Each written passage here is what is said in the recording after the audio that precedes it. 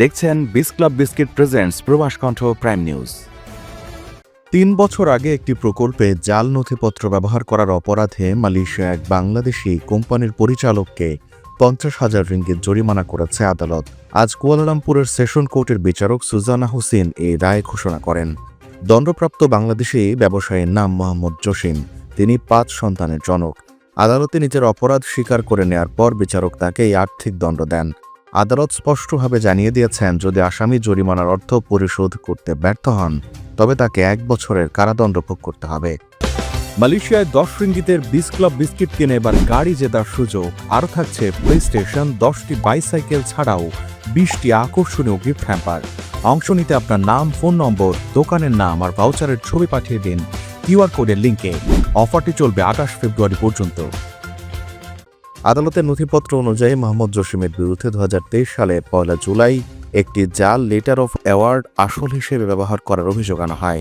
এ নথিটি কুয়ালালামপুরের জালান তুন রাজাক এলাকায় একটি কন্ডোমিনিয়াম ভবনের বর্ধিতকরণ ও পরিবর্তনের প্রকল্পের সাথে সম্পর্কিত ছিল।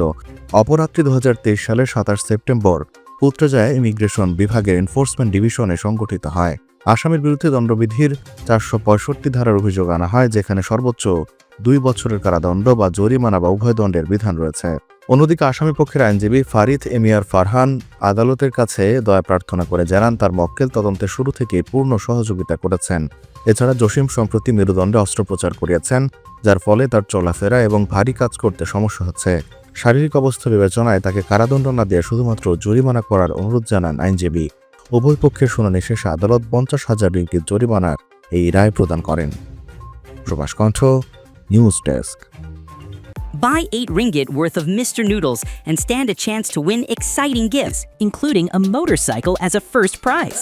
You can also get more than 50 attractive prizes, including a TV, t-shirts, and an oven. Simply scan the QR code and enter your name, mobile number, and store name. Promotion runs from 25 November 2025 to 25 February 2026.